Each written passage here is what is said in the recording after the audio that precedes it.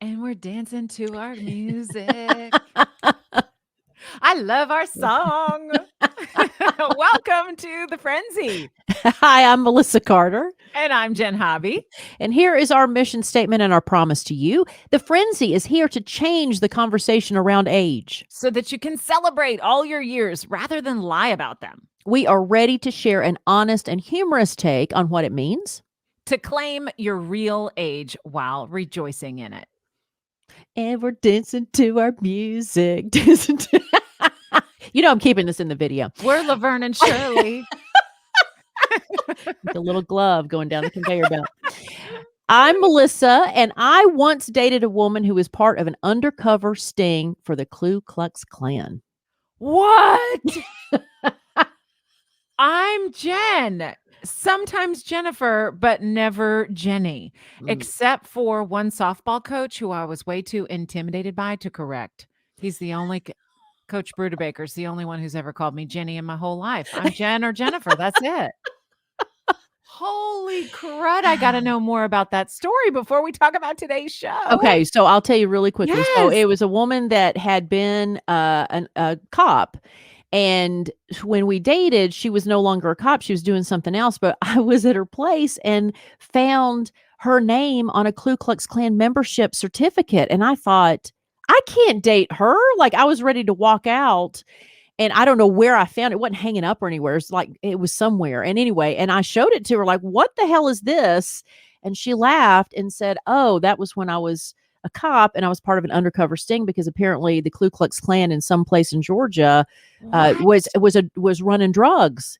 And so she was part of, the I guess unit that was trying to stop this drug operation. So she said that she has never feared for her life. She had been in the military and then she was a cop. She said she'd never feared for her life more than the night of the initiation into membership because they had to creepy. Play that they could be members of this organization. Oh, no. And she thought, I'm a cop and I'm a lesbian. So if they find either one of these things out, I'm dead tonight because apparently it's this really kind of, ceremonial thing they do where I think she's like on her knees with her head bent or something while they're doing something. And so, yeah. And she's like, I'm either going to make it or they're about to kill me right now.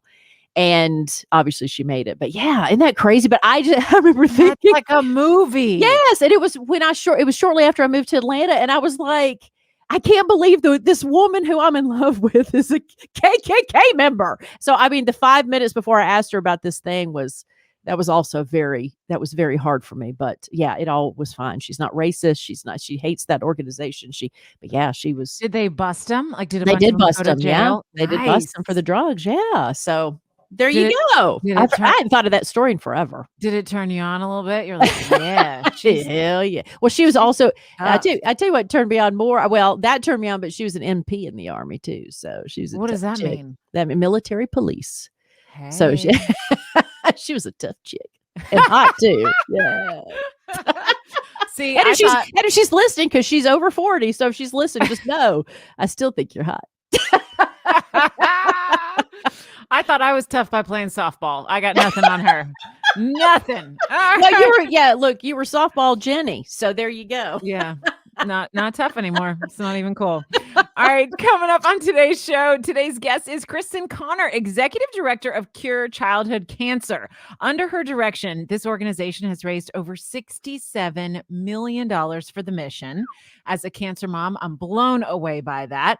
But Kristen did not start her career in the nonprofit world. She made a huge pivot after her son battled cancer as a baby. So, friends, if you are feeling pulled in a new direction in your life, you have got to hear her story. We cannot wait to share this conversation with you.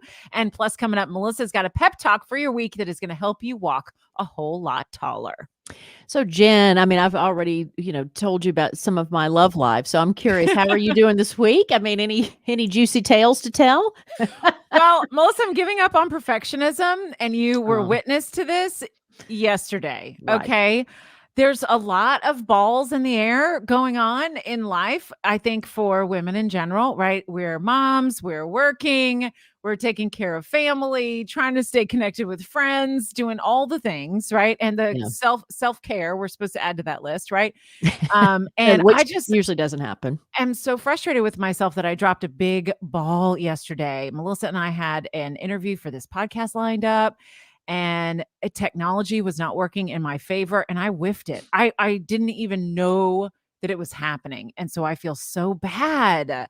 And then I spent most of the afternoon beating myself up, like, Oh. how could I do that? How come I didn't check all the calendars? It wasn't on my phone, but it was on my computer. And why aren't they talking to each other? And why am I so bad at technology? And I suck. Well, let's So explain a little bit to the audience. So, the way that we handle interviews for our show is we have a place where the guests go to sign up for a time for us to interview. So it's technology based where it's just easier for everybody that all of our calendars can be synced up at this one place. And and usually when they sync that up, then it sends a message to Jen and myself that, hey, this has been booked. And so what I do is I manually put it in into my phone calendar, and then I also write it down. I still have a paper calendar. And so that's I don't even depend on it to automatically fill my calendar on its own, populate. Yeah. populate my calendar. And so yesterday, let's say the interview was like 1 p.m., right? And so I'm eating lunch and getting ready, and I know the guest is getting ready, and the guest was, sending emails like, okay, when am I coming? When do I get the link to join? And making sure I got all my ducks in a row. And I noticed that Jen wasn't responding. So I texted Jen, what was it, 15 minutes before, 10 minutes before the interview? Yeah, and And I was, like, on another Zoom call for my other job, trying to pay attention to that, which I was totally ignoring, and then they called me out on it. "Well, Jen, what do you think about that?" And I'm like, "Bah, I don't know. I'm handling this catastrophe with Melissa because I totally forgot." I mean, wasn't even that I forgot, it wasn't even oh, on my well, I radar. know, I know what I was texting you because I What was a in a meeting. loser. I was in a Zoom meeting for the advisory board, the mayor's advisory board that I'm on. So I'm in this Zoom meeting, and I just was texting Jen to say, hey, if this meeting happens to go over, I'm going to be a few minutes late. And that's when the I was panic. like, "Late for Yeah. what?" So, So, and anyway, it I worked. just So here's the thing. So, and we'll go into your self criticism yeah, because it was fine. One of the reasons Jen and I do this and the way we've structured it is so that we can make mistakes and we have a life and we can say at the last minute, I can't do this, or because of our kids, or because my thing is, I want to make sure that with Mr. Carter, if he's sick and the school calls in the future, because he's at home now, but when he's yeah. back in school, if the school says your son is throwing up, you need to come get him, I can drop everything and go where I used to work. I couldn't do that. And so anyway, so we structured it this way. So I I let the know. guest know, and And the that was guest was part of totally it too. Like, fine. I had made promises to my kids. They are on a little break from school, and so it was a work day, and I was trying to get all my work done in the morning, and I promised them that I would take them to this, like, fun trampoline jumpy place so that they could get their wiggles out and have a really good time. So I'd, like, made them a promise for the afternoon. And anyway, I was And well, beating myself up. see, that's the thing is, so the fact that that promise was the most important thing, where Mhm. the guest who also has a child at home was totally fine, totally understood, and said, "Sure, I'll reschedule." Like, she had no issue. Right. And I had no issue because, again, women supporting women, that's what you do, is you're like, you're my tribe. So if no harm, no foul, you don't. But Jen and I also come from work environments in which perfectionism was expected. So I think we were kind of trained to in media that you have to be perfect. And so I felt bad that she kept texting me all day, and I was like, it's I know. already done. Don't worry Well, about it. it's for a couple of reasons. It's like, one, I don't want to let anybody down or make it hurt anybody's feelings. Like it wasn't important enough to remember. It really was. It just fell through the technology cracks, right? My fault. But two is that, like, I wanted to make sure that, I don't know, that everybody knew it was important to me. I don't like letting people down. And then it's like, you feel as I don't know if you feel the same way, but you feel like I've got all these balls in the air and I'm juggling, right? And there's like 2 or 3 in the air at all times with women. There's all these plates spinning and you're like, "Okay, I'm going to spin that one. I'm going to reach over here. I'm going to spin that one. And then I'm going to spin that one." It's like, it's like cooking a 12-course meal, right? You got this burner on, this oven going, and Yeah. this timer going for this No. and that and the other thing. And it feels like that's how life is. And when one of those things happen and you burn the biscuits, you're like, "Damn it, I burned the biscuits. How could I not?" But you're not remembering that you've got all these other burners and all these other plates going. So that's kind of how I felt yesterday. And I was like, you know what? I just have to give myself the grace that I would give anybody else in this situation. And that's the hardest part to do, because I was like, if this were Melissa on the other end or this were our guest on the other end, I'd be like, yeah, no problem. Great. You gave me an hour back in my day. Bye. And I wouldn't think of it again. But when it's me that made the mistake and the screw up, I just continually beat myself up all day long about it. Why can't I get it? That negative self-talk comes in. Why can't you get it together? Like, what's your problem? Why do you suck so bad at technology? How come your calendars don't talk to each other? Nobody else is having this problem. Everybody else has got it figured out. Why don't you have it figured out? And then you just go down that wormhole. So anyway, I wanted to say, I'm sorry for not being perfect, but I'm also going to allow myself to just chill out on that. You should not be sorry for not being perfect, because perfectionism is not even achievable. But I think what you said is very important about how you talked yourself out of feeling so badly. Like, you got to be your own friend, like you said you would be for anybody else. We all do it. One of the things that I have to confess during the pandemic that I've done is somehow, because I've been at home for a year, and I got into a routine. I have to take medications for my transplant in the morning and night. And I got into a routine of knowing to take it before I went to work and taking it before bed. And there's been several times, and I've caught myself up because I refuse to skip a dose. But there's been times that I should have taken it at 9 in the morning and it's 3 in the afternoon, and I check and it's like, shit, I didn't take my medicine.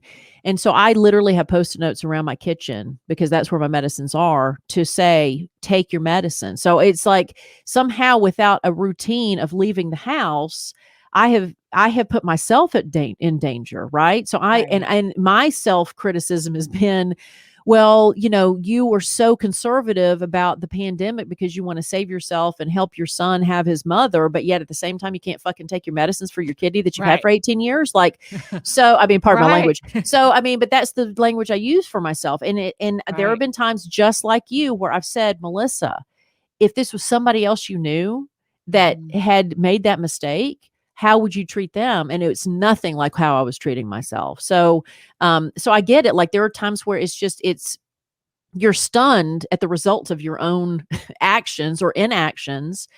But it's like you said, it's because there's so much going on. And I think that is something unique to women. Not that men don't do a lot of things and have a lot of things on their plate, but men also have a lot of support. They have a lot of support in their lives that either they know or they don't know is happening for them. And I think for women, we all are multitasking. I don't care if you're working, if you have kids, you don't have kids. It doesn't matter what's going on in your life.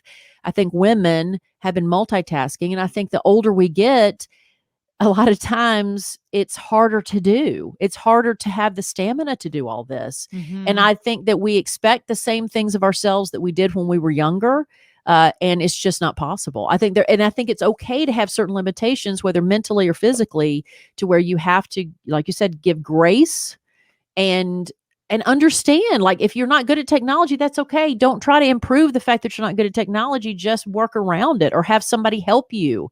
And the same with anything else. Like, I think it's okay to accept you're not perfect and to accept the things you're not good at. I think it's important to accept the things you're not good at and understand that they're never going to improve. So what can I do now? It's like having a big screwdriver in your toolkit and one of those little eyeglass screwdrivers.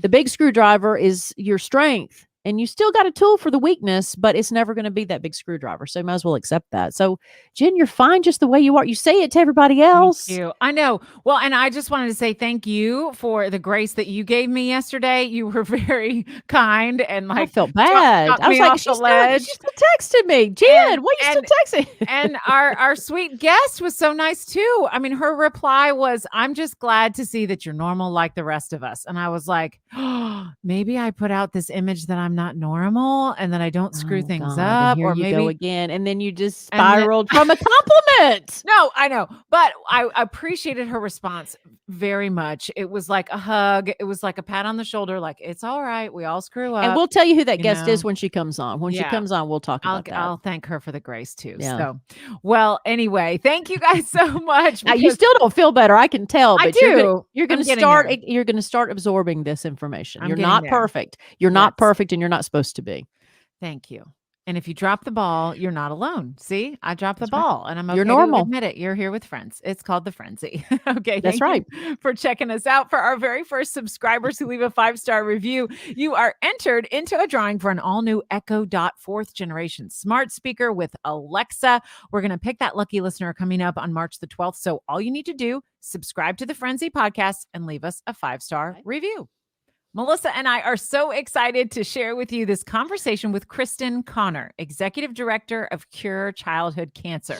She is a champion for kids, moms, families through their toughest battles, and she knows how to serve because she's been there herself. You're going to be so inspired by her calling. Without further ado, please help us welcome the courageous Kristin Conner. Kristin Conner, Executive Director of Cure Childhood Cancer, is joining the Friendzy today. Welcome. Thank you. We are so excited about this conversation with you.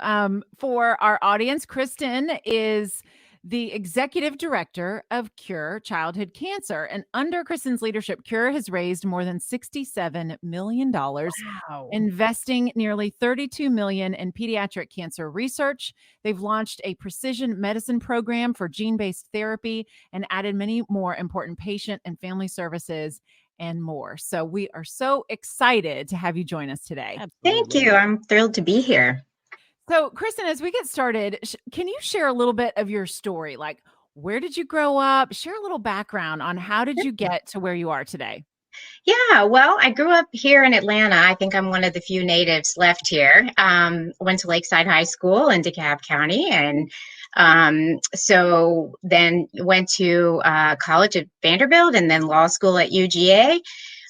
Practiced law for 10 years with one of the large law firms in Midtown. And my practice was commercial litigation, so business litigation. And really, that was my plan. That's what I was going to do. And then life happened. My second child was born with cancer, and he actually I had a complicated pregnancy, and they did lots of ultrasounds, and at 33 weeks on an ultrasound discovered that he had a tumor on his spine. So didn't know what it was, and but at about a month old they were able to determine that it was a form of childhood cancer called neuroblastoma.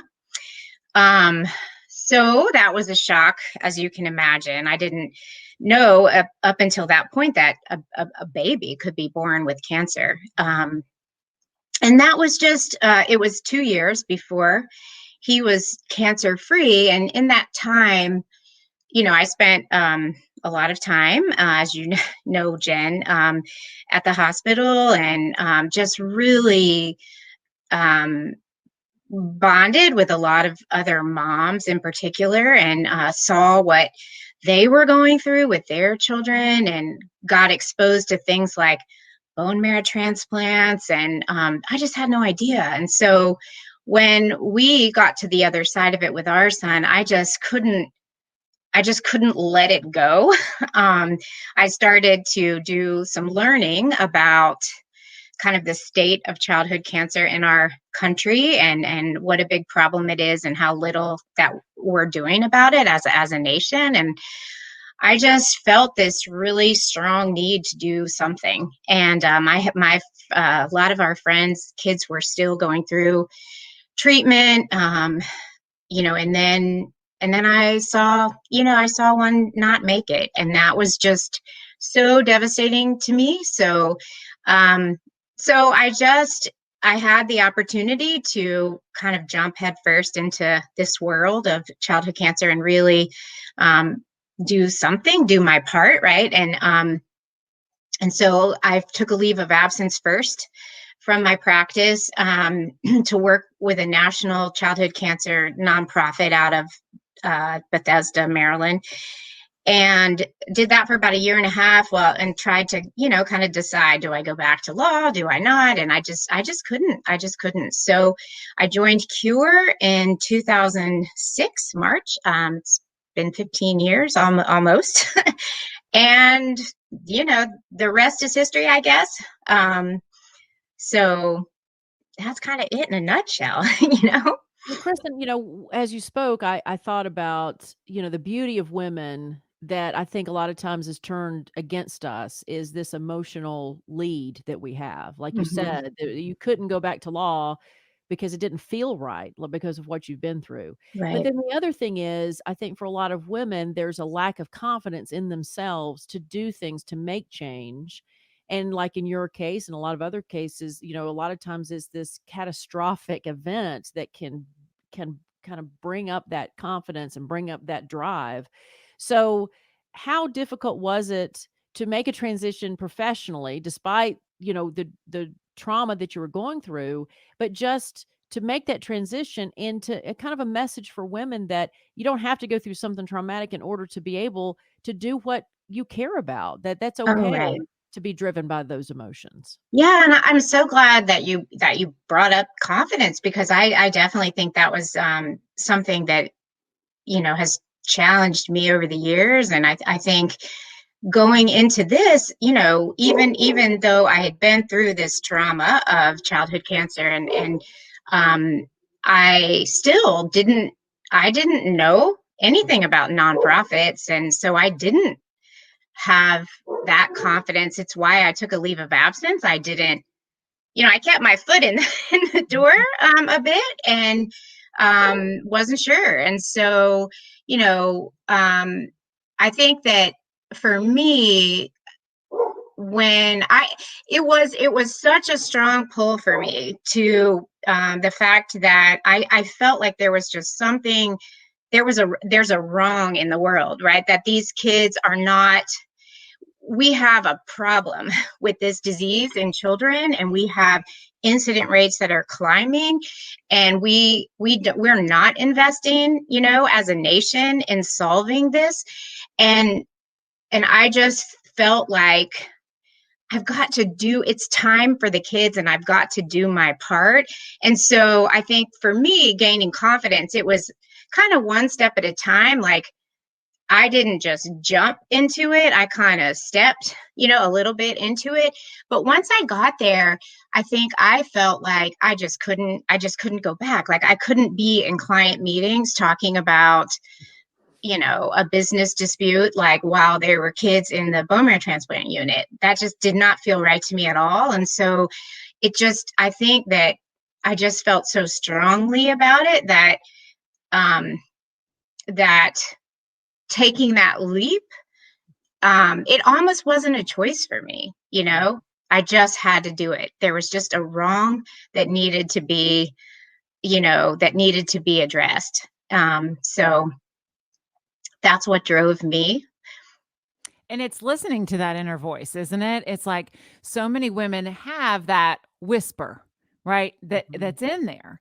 And it comes up each and every day, right? So you may be going to this job that you feel like, oh, this is providing for my family, this is doing whatever, but it's not serving your soul.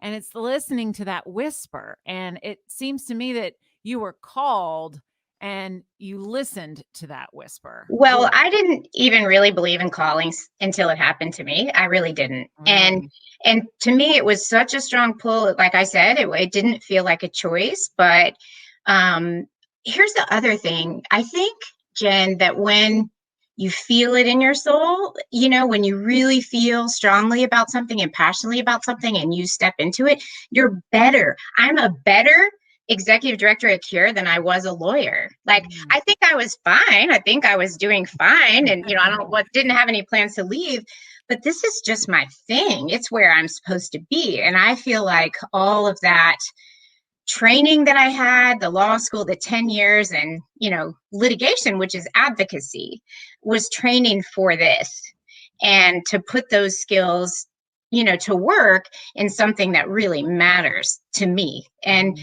I feel like to the world. I mean, I think that I think that there's been an awakening in our country, certainly, about cancer.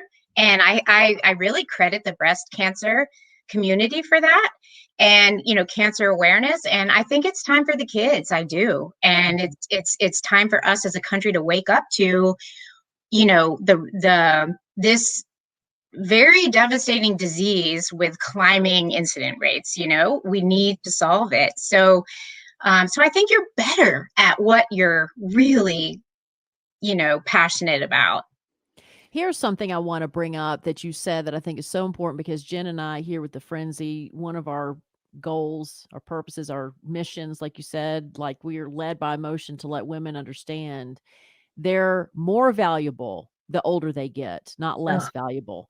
So when you talk about all these things you built upon to learn about this, now you're a better executive director than you were a lawyer, you know, you are more valuable with your wisdom than you were 20, 30 years ago.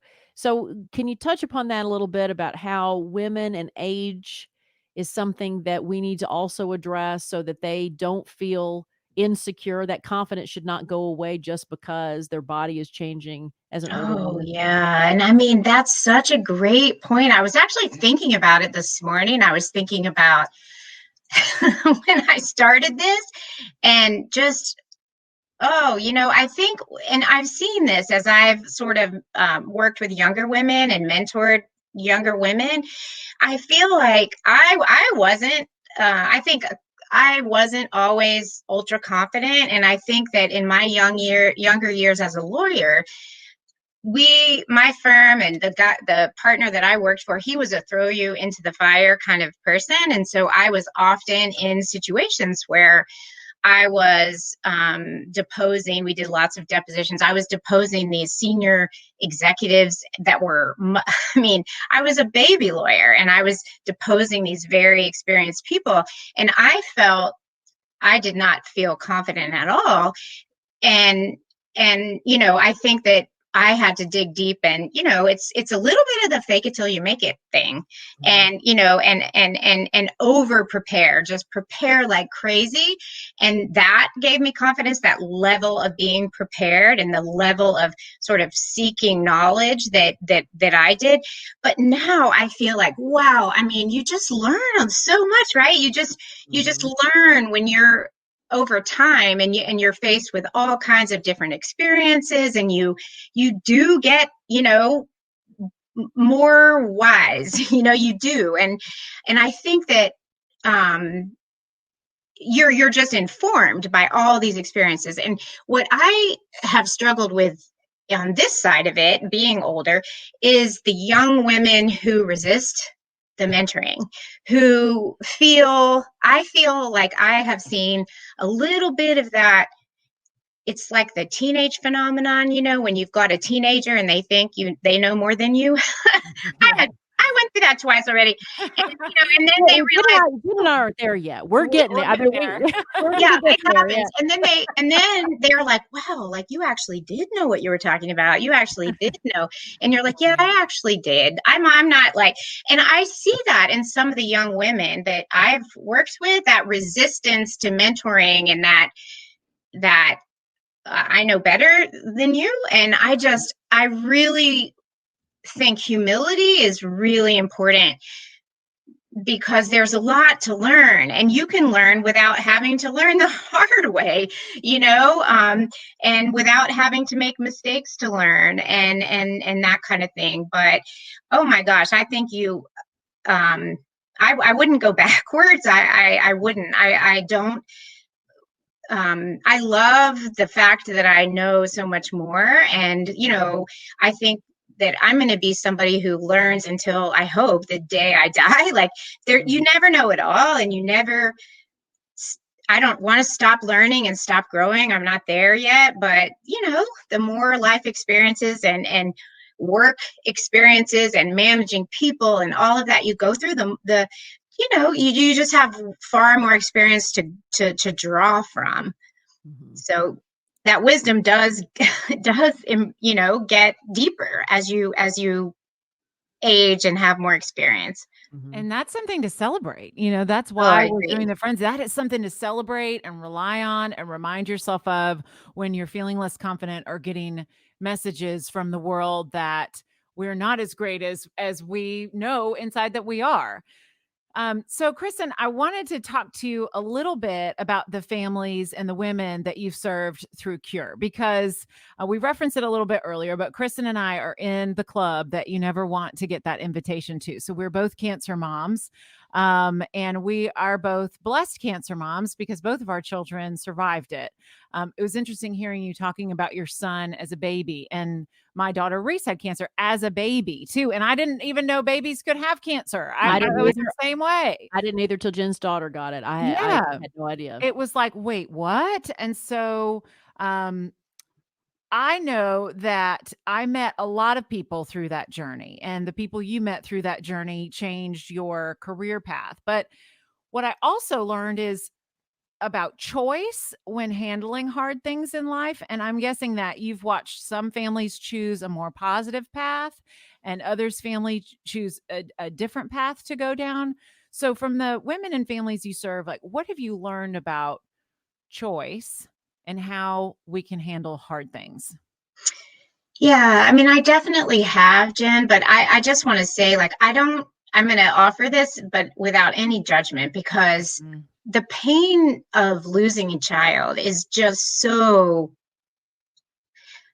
it's unspeakable, right? And that I don't think for a while it's a choice. I think for so many people, you have to let yourself grieve in the way that you need to grieve. And I've seen kind of healthy grief and then grief that isn't healthy, and I worry about those families that where they're consumed with anger and just stuck, and I think that you get to a point where there's a choice, and you can choose to sit in it and be stuck and be angry, or you can choose to at least get help to get out of that place where you're stuck in just the unhealthy. And so, at Cure, we really, we have bereavement services, and it's not just bereaved families, but that's where my mind goes to first. Right. We started, gosh, I think it was maybe 7 or 8 years ago, we started a counseling program, because what we found was that a lot of times parents, let's say, Jen, in your case or mine, where we're so lucky that the child survived. I mean, I definitely went through a period where when I was on the other side, it was like, I've been working so hard to like hold the freight train back, and just keep the world going on and keep my older son, emotionally well, and keep my family together and all of it. And then, we got to the other side, and it's sort of like, you let your guard down because you think that freight train is gone, and then you get run over by it. It's still there. And it's That like, happened why to do I me. feel? Yeah. Totally And happened to me. As soon as I got the phone call when they said, it's so emotional still to relive it, but it's like when they said no residual signs of tumor, right? You learn all these medical terms. Melissa, you know them from your kidney transplant. You become really well versed in these, but they said no residual signs of tumor. And I started crying, and I don't think I stopped crying for like 3 months. yeah, no, It I was like so like you said, you're holding the wall, and then you get that relief, and that like all the emotion comes through, and all that like grief of the stress and all of it kind of comes down.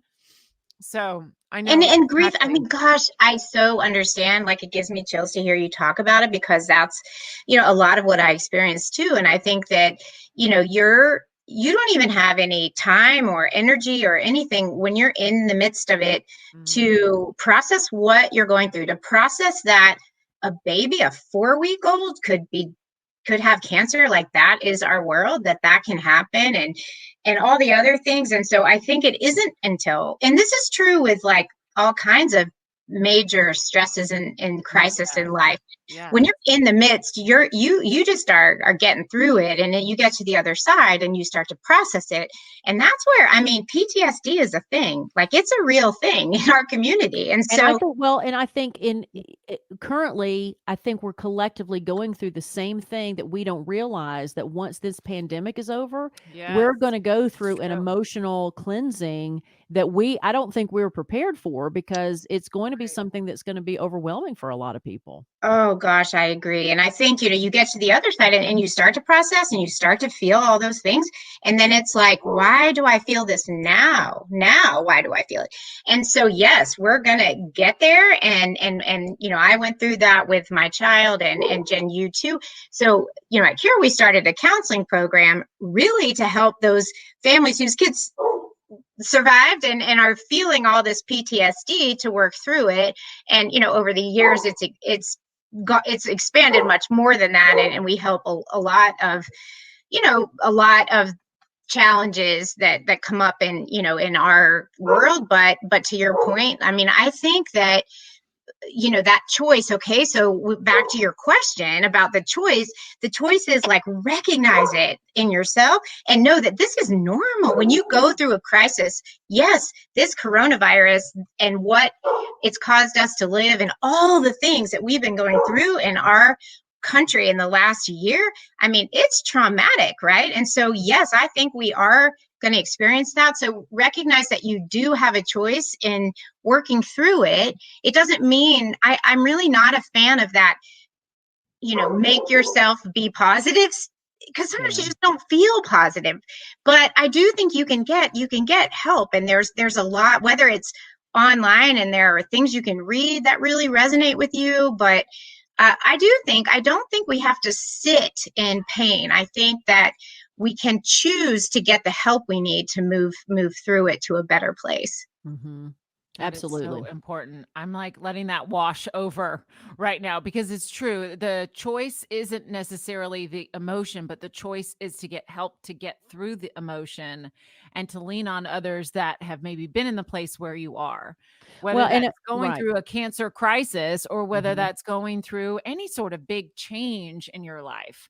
It's like Right. leaning on others and having friends and reaching out and expressing it and not keeping it bottled up. Absolutely. And I also just, emotions usually are the result of what you're thinking. And I think for a Mhm. lot of women, especially, they think the emotion is some kind of instinctual thing from the outside world, and then their thoughts follow the emotion, which is usually the opposite. So, like, to your point, when you get help with PTSD, and you learn to unravel this part, and then once you unravel this part and the expectations and the protections and all these things that you put into place through your experience, then those emotions start opening up and start loosening, and then you move forward. So I think it's an understanding of your own body. So it goes back to everything we've talked about, where it's, as a woman, the older you get, like, you embrace your body, you embrace the way it works, mind and spirit and emotion and all of it.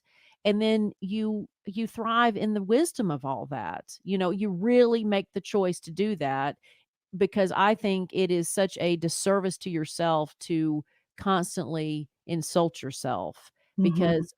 because you're sacred. And I think that Mhm. once you get to the point of understanding you're sacred, then you, like, to your point about taking care of children, healthy or those with cancer, it's, you feel a protection. So if you treated yourself the same way, if you're your little inner child is a sacred thing, and you were a mother to yourself, then I think that you would have a much easier time going through all these things, because you would be patient and kind and comforting, and allowing yourself to feel whatever it is you feel.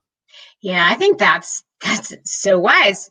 I think that I'm not, I mean, I think it's something that I have to challenge myself to every day. I still have those voices inside that are not kind, you know, where I'm old, I'm critical of myself, you know, like so many women, I struggle with body image. I mean, really, and it's not good. And I tell myself a lot, what would you say to your best friend if she made this mistake? Would you chastise her? Like, would you tell her she's stupid? Or no, you wouldn't.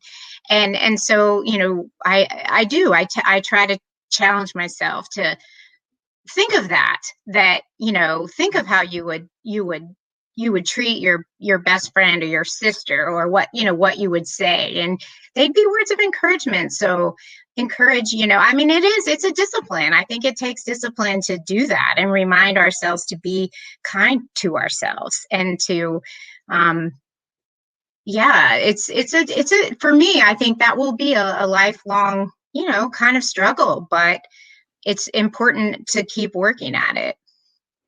Kristen does a beautiful job gathering moms of kids with cancer. Can you talk a little bit about that luncheon and what you've learned from all the women through the years who've come?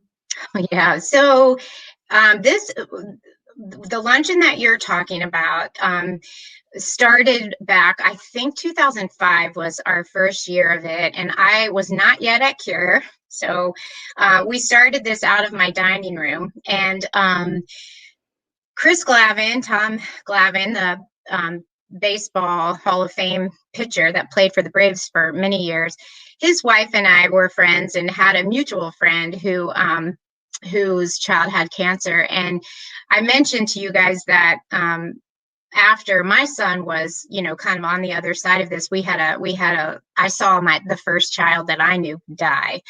And it happened to be the son of a guy I went to high school with. So someone I had known a long time. And, it was just the hardest thing to watch. And his mother was very open and honest about how she was feeling and her grief. And she would write these beautiful, just hard journal entries on this site called Caring Bridge. And, Chris and I talked, and she was like, gosh, I just want to do something for her and for some of these other moms. And, could we just get them together for like a day and just give them just a nice afternoon away, just something nice to kind of just spoil them. And so the idea was that we would invite some moms to come to a luncheon at a hotel and just give them a day and just love on them. And I think Chris's vision at that point was like 30 moms, and that would be it. Well, the idea grew, and the first luncheon I think we decided that we would try to sell tickets and invite other people to come and like be part of this community. And we had no idea if anyone would ever come buy a ticket. And the first year we had 500 people, and we had 100 moms who came as our guests. And it was just a really beautiful day for them and sort of about them. But it was this whole community that wanted to be there and support them and lift them up and show, I care. I feel helpless to, really help you, but I care about you. And that was the first year. And now this past year was year 16. And it's through the ticket sales and this auction we do, and sponsors, it's also a fundraiser, because I believe that the best gift that we can give to the moms is hope that their children will survive, and that money is what drives research. So we have raised over $5 million just with this luncheon, and now it's a sellout just about every year. We have 250 moms every year who come, and they're just honored, and it's a beautiful day. And I think that what I've learned is these, and I've gotten to know other sort of cancer moms in other cities where they don't have this kind of thing. They don't have this community. And I just we're just so lucky. That community is just so critical. I mean, it really is important. These moms, they lean on each other, and I have found that, in my own journey, that, we still have this core group of moms that they're like my sisters, and some of the kids have survived and some haven't. And, even now, like when something good happens, like we come together still, like it's like you want to connect with your sisters. And then when something bad happens, like we draw back together because we just want to be together. And even if it's a group text, like we just want that community and sisterhood. And so it's been fun to see other people have that same experience, because when it started, I mean, I'm going to tell you, we didn't have some grand vision of honoring 1,500 moms over time and raising $5 million. It just started with the idea of one day, right? One day, 1 year. And I love that other women have found the same thing that I found and got out of it in the beginning. We've sort of been able to pass that on to the next, unfortunately, group of moms, Well, it's that thing. It's like you never want to be included. Even when Kristen first invited me after Reese had gone through treatment and everything else, I said no the first year. I was like, I'm not ready. Like, Yeah. I am not ready to be that vulnerable. I did not sign up for this group of people. It signed me up, and I was really resistant at first, but then finally going and participating and seeing the beauty in it. And it's about that shared experience and being able to let your guard down, because when you go through something traumatic, and you could apply it to anything. I mean, we have the common experience of childhood cancer and that journey, but going through anything hard, you put your guard up. You don't want to share it with everyone. You don't want to let everybody in, because then you got to deal with all your emotions. And so when I was able to let that guard down with people who had a common experience, moms especially, we are such the emotional leaders of our households, that it was transformative. So I want to say thank you for including me. Oh, Thank you for inviting me again the second year, because I said no the first year. I wasn't ready. yeah. I mean, that's very common. Here we are inviting you to be a part of something that's all about what you don't want to be, which is a cancer mom, right? Yeah. You don't want to be that. And you can't imagine how something that's about that could be happy and helpful and inspiring. So I totally understand why people don't necessarily, and it takes time. It's such an emotional thing when your child is suffering, I think it's a bigger conversation about health, because as somebody who had a health crisis, I mean, it was the loneliest experience that I've ever had, to be diagnosed with something, and to be a part of a group of people. Like I just, there's so much emotion around illness, to where there's the part of you that is embarrassed. There's a part of you that does it, like you said, resistant. I don't want to be part of this club. I don't want to be somebody who's dying. And then there's almost like I'm not perfect. Like there's a subconscious, like I did something wrong, or there's this perception that, something, you didn't do something, and somehow you got sick because you did something wrong. Like it's like a punishment. Some people feel like it's a punishment. So there's so much emotion. So like you said, the worst thing a human being can do is be alone. I think And too, I think, Melissa, too, it's so isolating because you feel like no one can understand what you're going through. even Like, the doctor that diagnoses it is not going through it. I mean, the thing is, no. even your medical professionals don't relate. They just know what's going on. And it's so much now, social media, everyone's going on with life. And I know, I don't know if you guys felt this way, but, I remember sitting at the pool one day in the summer, and Brandon was right in the midst of everything. And this group of moms was just irate over who'd gotten chosen for the relay. And I'm like, oh my gosh, who cares? Like, Yeah. and it made me feel more and more alone. Like, I cannot relate to you, you cannot relate to me. And so I do think connecting is so important. Yeah. Good for you for that, because it's true and I'm glad that Jenn finally caved in, because to be a part of a tribe. I mean, and that's kind of what the Friendzy's about, to be a part of a tribe, to not feel isolated, alone, and insecure is the best thing you can do for somebody. So congratulations for doing that for all these women, and women who are listening to this or seeing this who will be unfortunately part of that club, but they'll have a tribe of people there to help them through it. Well, I have to tell you that I love that you use that word, because this past year, of course, we were virtual, which I hated. But one of the traditions is, I don't know why this is a thing, but it is t-shirts. Like, we give the moms t-shirts, and everybody wants these Quiet Heroes t-shirts. So this year it said, find your tribe and love them hard. So that is kind of what we try to do. And she graced over that name of the event, but I wanted you to tell Melissa, what's the name of it? A tribute to our quiet heroes. Quiet Heroes. Well, I will And tell I you, think that- caretakers, yes, caretakers Yes. are as somebody who saw the caretakers of, because I'm the one that got sick, caretakers are the unsung heroes in every genre. So congratulations to the two of you, and especially as mothers. Like, I don't think enough attention is given to the caretakers, who it is a choice. Going back to choice, when you get a disease, you have no choice. You got to fight it because you're in survival mode. But for a caretaker, that's a choice to take care of the people who have to suck all the energy from the room because they're the ones, having to survive. So congratulations to the two of you for doing such a good job in the caretaker role. And I do think it's a bigger conversation about quiet. I love that term, quiet heroes, because women throughout their lives are the quiet heroes. And I think that we have to give ourselves credit for that. And, even if it's just internally, give yourself a pat on the back, because if that term rings true for you, quiet heroes, nobody's putting an award on your shelf. You're not on stage at the Grammys accepting, an award and giving your big speech at the Oscars, but you're the quiet heroes. Give yourself a pat on the back for that, because you've survived it and you've done it and you're here. And you're here to participate in this awesome conversation today.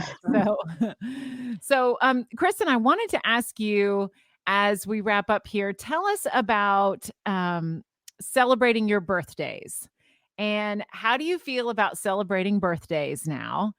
I mean, I'm fine with birthdays. Like, birthdays, it's funny. My significant other is not a birthday person. Like, he would rather not acknowledge them. And I'm like, why? Like, this is your day. It's your special day. And the alternative isn't a good one. You want to have more birthdays. So, I turned 52 in March, and okay, like, sometimes I'm like, wow, how did I get to be 52? Like, you just don't feel like that's so old as a number, it feels. But then it's like, I don't even know how so much of life has passed, and my kids are, I'm first a new-ish empty nester, and it's like, how did that happen? How am I here already? So I definitely have those moments where it's like, I don't even know how this could be possible. But I mean, I don't know, like, can we just embrace that we get older and it's okay to get older? I heard something recently that just disturbed me so much. It was from a 27-year-old, and she was talking. She's a very just grounded, great young woman. And she was talking about getting preemptive Botox. And I was like, yeah. Like, I've never really? heard of that. I had not either. And I was like, what are you talking about? And she said, yeah, like, if you get it now, like before you have wrinkles, then, they won't get as deep. And I was like, okay, I don't know who told you that. That's but crap. Please, young women, please do not buy into that, right? That's Don't crap. do that. And so I hate that our culture just, and I mean, there's such an emphasis, right? We all know this, on physical beauty of women. And there's, it's just too much. It's too much. And I mean, I fall prey to it. I have awful, sort of body image issues. And so I struggle with that myself. But gosh, can we just embrace getting older with gracefully? And it's just part of life, and it's okay. If I'm healthy, like, I just want to be healthy. I want to be healthy, and I want to be able to be active and enjoy life at this age and this stage. So I just hate to hear about young women thinking they need Botox at 27 and things like that. Like, just please. But that's why we're here. I mean, that's one of the reasons that Jenn and I wanted to do this, because they don't have anywhere to go to see the role models to tell them that's ridiculous. Like they are a product of their environment, and the environment has not been kind to women. And so we're here No. to change that conversation so that a 27-year-old in the future will be like, well, that's ridiculous. I can't wait to be 50 and this wise, wonderful woman, and I will do the best I can until I get there to earn the right to be a queen when I'm at that age. But we're not Yeah. there yet, but we will get there. Yeah. And Kristen, Absolutely. what would you say if somebody said, how can age be our biggest asset? If somebody's listening right now feeling insecure about their age, but they're like, I want to feel more confident in it. Could you give them a pep talk? Yeah. I mean, I just think, I think you mean older women who Mhm. are, Yeah. I just think like you think about just all, I feel like I wonder if women who struggle with their age getting older, if that's the physical part, because there is so much pressure on us, right? To this pressure and this, knowing that, society values physical beauty, and as you get older your body does change, and but I think like you do know so much more, and you have just such greater perspective. And I mean, I feel like in my older age, i I am so much less judgmental. I am just so much, Mhm. I mean, I hate to admit it, but it's true. And I don't know, I just have so much more perspective, and I call it the gift of perspective. And it's I don't know. I would just say, like, just stop with the physical stuff. And I mean, I'm saying it to myself too, because I struggle too, but I Mhm. don't struggle with the like wrinkles, like, and that kind of thing. My mom had a stroke at 69, and they put Botox in her arm to loosen like her locked shoulder, and she developed botulism. And I saw Mhm. how awful that was. So I am deathly afraid of all those things, and so I don't really mean that. I mean, it doesn't that's just something that doesn't really bother me. Like, it's just part of life, and we're gonna age, and it's, yeah, just like embrace it, and embrace the wisdom that you have and the perspective that you have. And um I don't know, I think being a young mom is really hard. I mean, there's a lot on you, and it's easier when your kids get older. I mean, they're Please it's just, just talk slowly, Kristen. yeah. Keep Tell talking us. slowly. Do tell. Sleep Jen again. and I have like kindergarten and what? What is Lauren? Is she in the first or Second second grade? second Second grade. grade. So Yeah. yeah. So tell us about this. I The mean, older it's easier.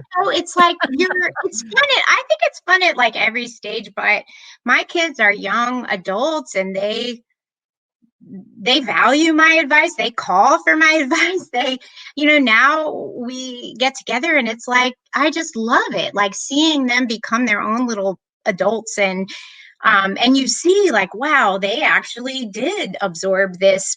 They watched, they listened, they are now reflecting some of these values that you work hard every day to kind of instill. And so it's fun. And I mean, you get to be sort of more about you and less about what everyone else needs from you, and which is a little weird and hard at first. It's an adjustment, um but yeah, it's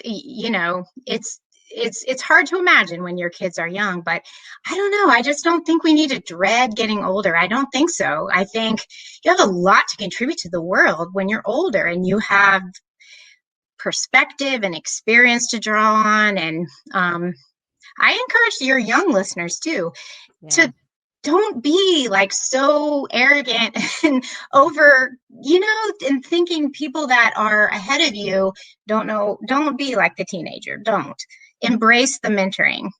Mm-hmm. It's so awesome and so honest. Thank you so much for Yes. today and for opening up your story and your heart to us. I've learned so much, and I'm just so grateful for this conversation. Oh, well, thank you. I've loved talking with y'all. And tell everyone where they can follow the mission of Cure, and how can they find out more if they've heard our stories today as cancer moms and want to get involved. What can they do? Well, there's our website, curechildhoodcancer.org. And I love our social media. It's actually a dad who lost his daughter who does all of our social media. And he's a great storyteller. And you'll really feel connected with, what it is that we're all trying to do. And so Facebook, Instagram, we're all over all the social media, so we'd love to have your listeners follow us. Definitely follow the mission at Cure Child Cancer is the handle. And thank you so much again, Kristen. It's been such a pleasure. Well, thank y'all. Thank you. Hold on, we're gonna do a different view for this part. Oh, look how cool we are. Look at you. Look at you. Okay. Let me get my notes. Tell me when you're ready. I'm gonna swig. I'm ready whenever. I'm feeling like this top knot might be my new thing when I love it. Doing my hair. I love it. Well, I usually look like a troll with my top knot, and most women look like like they've just like walked out of an Instagram photo with their top knot. But well, it depends on how thick. I could not pull off. I couldn't pull off the top knot because my hair is too thin, or not thin, fine. My hair's too fine. But like my black friends, especially when they got those when they got their braids in and they swoop it up at the top and they've got all this volume. Yeah. Looks so good. I know. And most of my white friends put a little bun thing underneath it. And I did not figure that out until my kids were in ballet. Sorry. To poof it up. The topic. No, but I love it. It's a donut. It's called like a hair donut. You put your ponytail through it and then you put it over.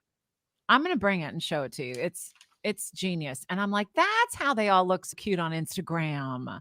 See, they don't have everybody's faking hair. It. They don't. And most hair, it's all extensions. And celebrities don't have all the hair they should. No. Celebrities don't have it either. This is So most people are faking it. They're not perfect. It's a relief to know they're faking it. I'm not hating on them faking it. It's a relief to know that they have some help in that arena. Okay, here we go. Okay. All right, you need a pep talk for your week. Melissa Carter is going to have you standing taller.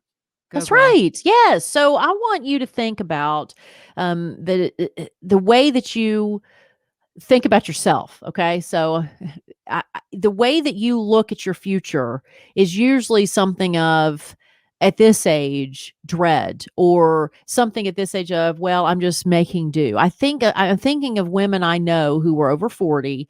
Some of these women I know that are in their 60s who just, I don't know, they feel like their best days are behind them. Okay. So when you think about beauty, what's the first thing that comes to mind? It's usually 25, 30, 18, 16, days gone by. When you think about your profession, days gone by. When you think about your children, for a lot of people, they miss the baby, the infant, the elementary school, or even maybe the middle school. I doubt the middle school, but you know what I mean.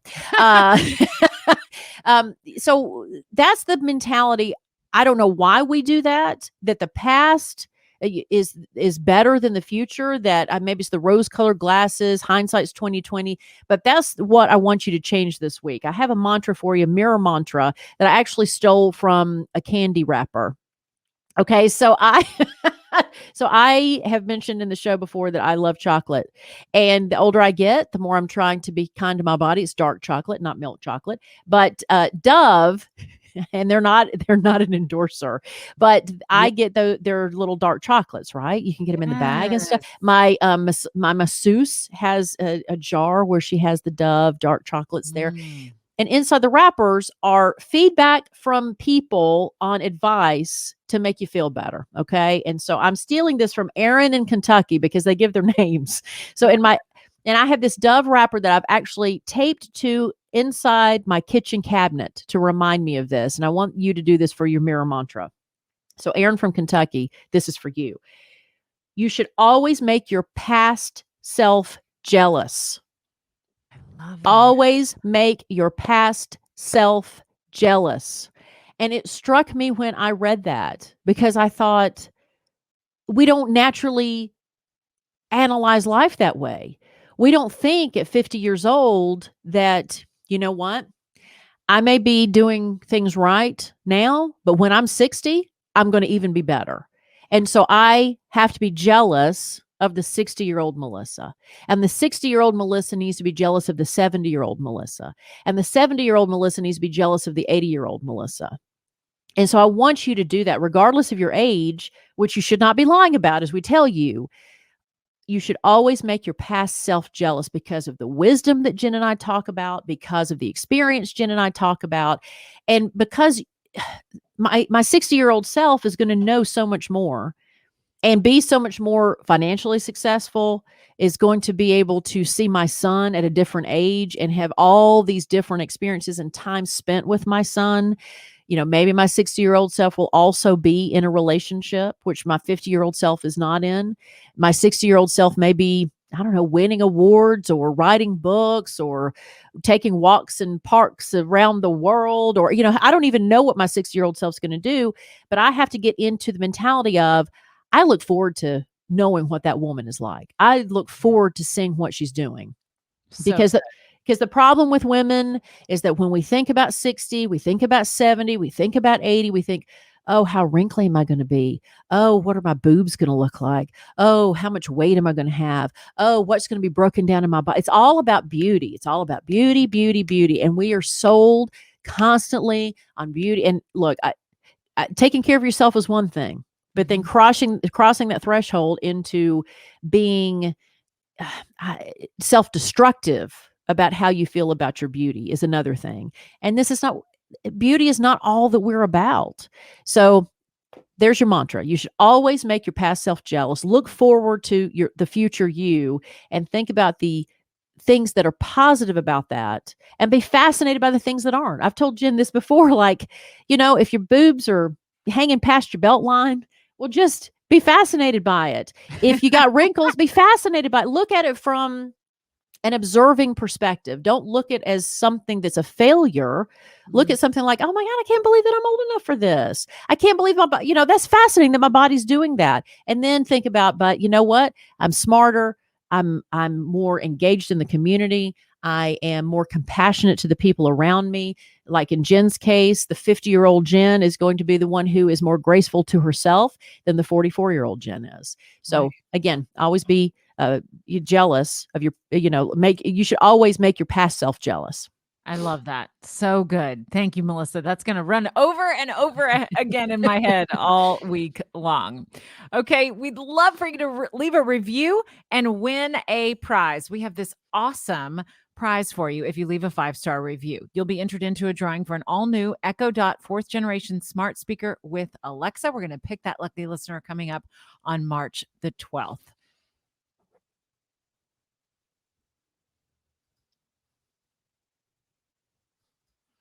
No, I was just giving I didn't know what to do in my big, I didn't know in my big picture self what to do while you were talking. Okay. If you have enjoyed this episode of The Friendzy, we would love for you to share it with a friend. And if you tag us online at The Friendzy on Facebook and Instagram, then we can share it too. We want to say a shout out to some of our very first listeners who we love. Thank you so much for the feedback. Shout out to Kate Lipton, Lisa Zeveld, and Robin Battaglia. You're awesome. Girls. Thank you, ladies. Thank you, ladies. So you got to try this game, You Don't Know My Life. It is a board game that was created by a friend of mine, Dennis Hensley, who I used to be a colleague with on a nationally syndicated show. And he would interview celebrities, and he created these questions so that celebrities would kind of let their guard down. Okay. And so these are great questions within the board game that you and your friends can learn more about each other through. And we're going to ask a question. We're going to answer it each, but it's a great way to get to know friends. Even if you've known them for years, you'll get stories that you've never heard before. So Jenn, are you ready? I think so. Jenn is never ready for these questions. She's going to, yeah. So on our video version, I wanted to show. Yes. The game. Yes. You don't know my life. Okay. It's a great party game. It's also, there's a virtual edition that you can play with Dennis and his team. But usually what I do is I take the questions out of the box and take them to dinner or take them out and just ask these questions. So the question today, Jen, is Ready. when was a time that you should have said something, but you did not? Oh, so many. Now, do you want me to go first or you want to go first? The one that Okay. the example I want to share, I can't Okay. until we write our Ooh, book. juicy. Okay. Okay. You know There's a what I'm good talking tease. about. There's a tease. We're also, according to Brene Brown, we are not supposed to share things that we're still working through. Okay. So if you're still working through something emotionally and you share it, that's an overshare.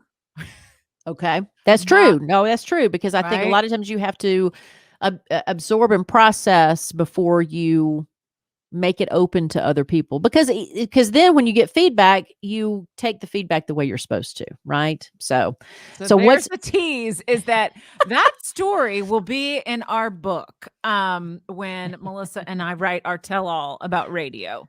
How about that? But let me think of another one. You go. all right. So I was a senior in high school. And at that point, I had already been in a relationship with a woman. So my first experience was with a woman when I was a junior in high school. And she had already graduated. I was a senior. And there were rumors about me and this woman, but I was like class president. We had high school sororities. So I was in a sorority. So I actually utilized my social position to kind of steer the attention away from me. Dated a guy in my senior year who I grew up with and I cared about. So it wasn't like I was totally using him. But it certainly there was a part of me that thought I need to have a boyfriend so that nobody thinks about it. So I did all these, you know, on the DL things. And so in my senior year, there was a girl who Beth, can't remember her last name right now, but Beth had a girlfriend and she wasn't out. And again, this is in the 80s, so this is unlike today where people can take dates to prom and stuff. This was, everybody was on the down low, but she got busted with this girl. And there was an assembly, and I remember us being in the assembly and walking and seeing people completely avoid them, not want to sit next to them, ostracize them. I certainly was not one of those mean girls, and I certainly talked to her, but I didn't come out. Like, I didn't say I understand, but it was more I showed compassion to her. But I remember at the time feeling sick at my stomach because I thought, here she is being out in the open. I got busted. I am who I am and admitted to what was going on and was getting punished. And here I was, somebody who had done the same thing, but avoided it by lying, avoided the punishment by lying. And that I held on to that until I had, had the honor of getting an HRC award several years ago. And during that ceremony, and I wish I could have brought Beth to that ceremony. I couldn't find her, but I talked about her in my speech. And I mentioned that, and it's not that I didn't feel like I was deserving of the award, but I wanted to come clean and say that, the people who should be rewarded are the ones who are honest and who were forthcoming. And in my adult life, I've been that way. But what I should have done then is stand up for her more and to say, not necessarily for me to come out. I don't think I was ready to come out then, but I think that to have just said something to other people by calling them out for the way they were treating her and to just be there for her and sit next to her and just say, I've got your back and I'm going to make sure everybody else, do something active instead of passive. So that's definitely one of the times that I should have said something and I didn't. So good. So good. And this is why I love this game. It draws out stories that I would not have known that story about Yeah. growing up. And we've Because been friends so long. yeah, and a lot of people who've seen me in the public eye as an adult, I've been out, one of the first out people in radio, but in high school that is absolutely not the case. But and my first girlfriend I don't know if she's ever claimed that we were together because she married and has children, married to a man and moved forward. So it's one of those things where not only was my first love somebody who doesn't even claim me as her, one of her first loves, so it's one of those, I don't get to enjoy that first experience. I mean, it was fantastic and she's wonderful, but it's one of those things where everything was in the shadows. And maybe that's what propelled me to be who I am today, is that so much of my teenage years were so hard. And so alone. Like I didn't have a buddy that I could come out to.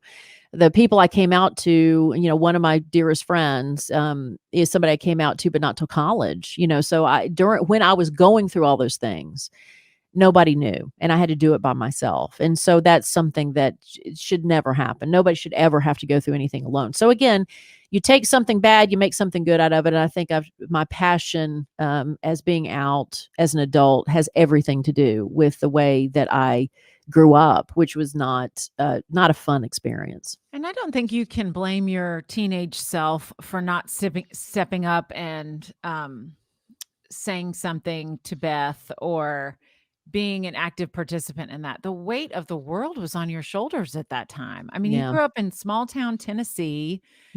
Gay was not a good word, right?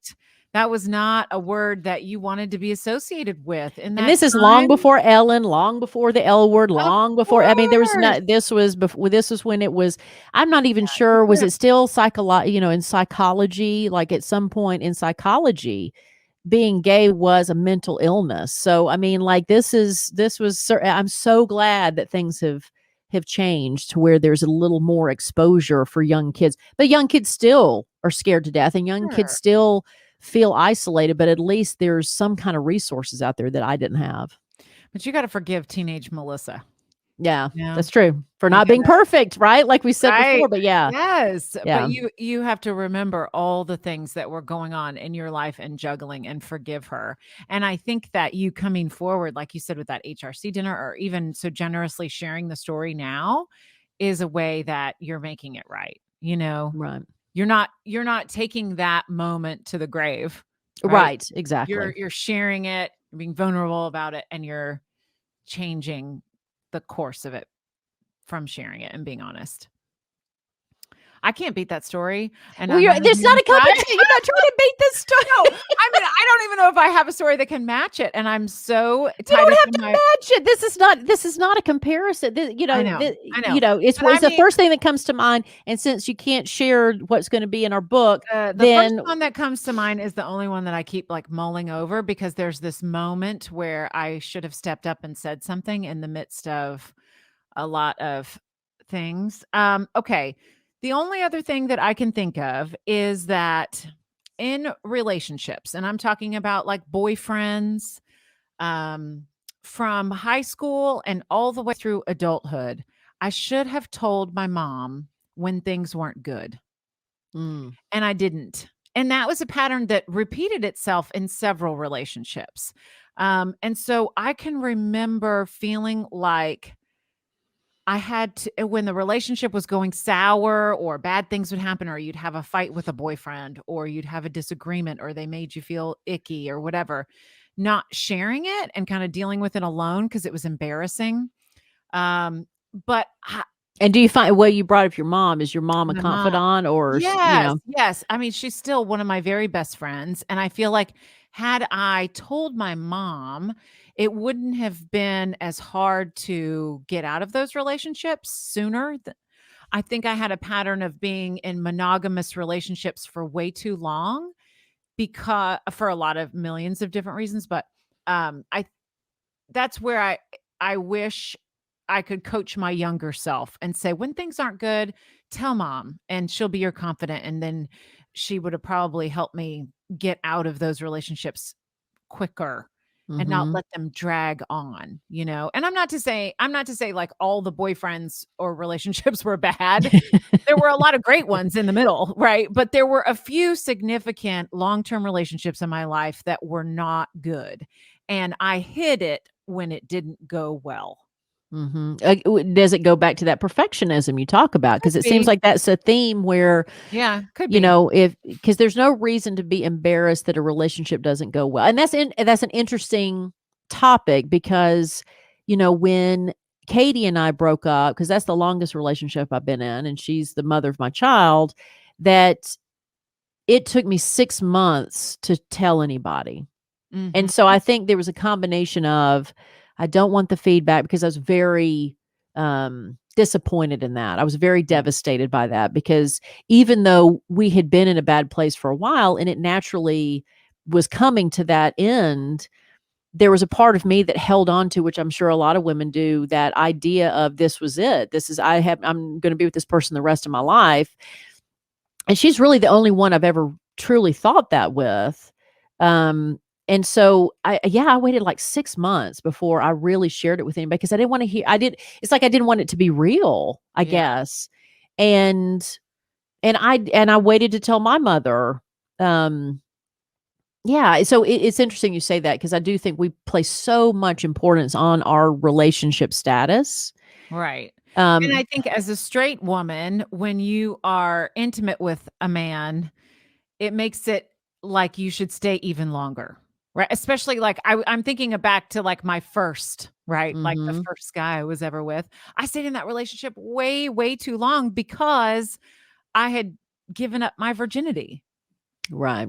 Not because the relationship was great or loving or doing anything. It was just like, I already gave this to this person. I have to make it work. Right? Isn't that interesting? Well, it's It's like interesting more too, pressure. the language of it. So to me, as a lesbian, I'm fascinated by the language of, I gave him my My virginity, as if virginity. Yeah. he owns me now, right?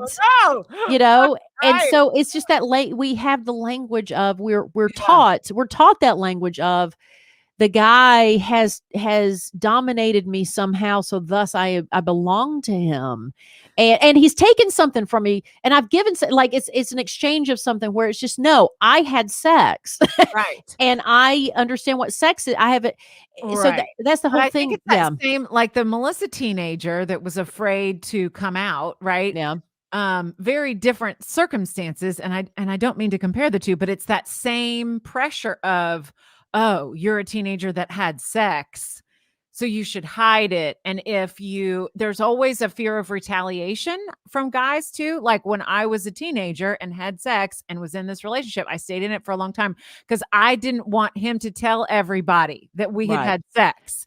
And I was Because your reputation's on the line, which is also reputation another on the line and ridiculous all that thing. other stuff, right? All that comes with it. Now, poor girls have like, photos and social media and all the other things that we did. I was just afraid he was going to tell everybody in my school and that my parents would find out that I had sex, right? And so it was like, oh, well, stay in the relationship. If you stay in the relationship and you keep telling him you love him, then he won't shame you, right? He won't come Yeah. out and like publicly destroy your reputation, right? So anyway, That's a whole other conversation it too, about is. raising. Well, Ah! to me, it's a conversation about, that you and I should have, because you're raising daughters and I'm raising a son, and Mhm. what our talk is going to be like with them.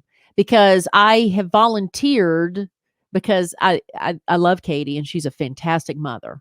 But when it comes to uncomfortable conversations, and she'd admit this, that she's not the best. Like, so she's already let me know, you're having the talk with The him. talk, yeah. And the beauty of me having the talk with him is that I will introduce to him the other side of the coin as well. So it'll be a physical conversation, but you have to understand the reward system that you have, and the reward system that doesn't exist for a girl, which hopefully that changes, but I can't imagine in 10 years it's going to be any different. Mhm. And so for him to understand, to, what happens in the social playing field of all this, like, to show respect, to get what he wants, in a respectful way, but also to understand why there may be resistance to what he's trying to achieve, because nobody is going to shame him for doing what he wants to do, but they shame girls for doing what they want to do. So, and I just find it's just so sad. And I sometimes I wish, it's kind of like what the Friendzy is about. is to, again, observe yourself for a second. Observe yourself as an older woman and understand what age is and understand why are you shamed about being older. Well, I mean, shit, women have been shamed their whole lives. So now you're shamed about virginity and now you're being shamed about menopause. Like it's the, you're shamed for everything. But the whole teenage sexual thing fascinates me because here in our older years, who cares? Like I still in my mind when I date again, when I'm out of the house, but when I'm dating somebody, there's a part of me that still's like, well, I don't know if I want to have sex on the first date. And then I have to tell myself, Melissa, who cares? Like, why does it matter if you have sex on the first date? But in my mind, I'm thinking, well, I probably shouldn't do that on the first date. And so it just the rules that we all subscribe to. Yes, still that are still there. age, I'm an old woman. I can do what the hell I want to do. But for some that's your mirror mantra right there. I'm an old woman. I can do what I want to do. And who cares what she thinks if I have sex with her on the first date? So anyway, I don't know, but it's interesting. Today is answering question that my life game went deep. We did. We went way deep on that. Dang. But you see how this game works. If you took that card to a dinner table with your girlfriends, they would be putting chairs up on the table and asking you to please leave 5 hours later after you've already eaten your meal and are kind of tipsy. So You Don't Know My Life is available on Amazon right now. And, you should get this for your family, friends, your next Zoom meeting, in-person meeting. It's a great, great insight into how you think about things and how your friends think about things. Soundtrack produced by Tammy Hurt for Placement Music, written and recorded by Placement Music creative team member Mark Daniels. The Friendzy's graphic design is by Helen Vickers and web design by Caden Jacobs. Next week, our featured guest is a woman leading the way in the very male-dominated world of sports. We can't wait for you to jump into the Friendzy conversation with Morgan Shaw Parker, Vice President and Chief Marketing Officer for AMB Sports and Entertainment, otherwise known as the Atlanta Falcons and Mercedes-Benz Stadium. Until next week. I'm going to stop here because Jenn and I botch this every time. Okay. So if you've listened to all the podcasts, we can't say the end of this correctly. So Jenn tried to coach me earlier. So say, what do I need to do? What do I need to do here? Just start the third line right when I say voice. Okay. All right. Let's see if we can do this. Okay. Ready? Here we go. All right. Ready. Ladies, listen. Trust your gut. Use your voice. Stop lying about your age. Why can't we say that at the same time? Anyway, we'll try again next week. Thanks for listening. Bye. Love y'all. Bye.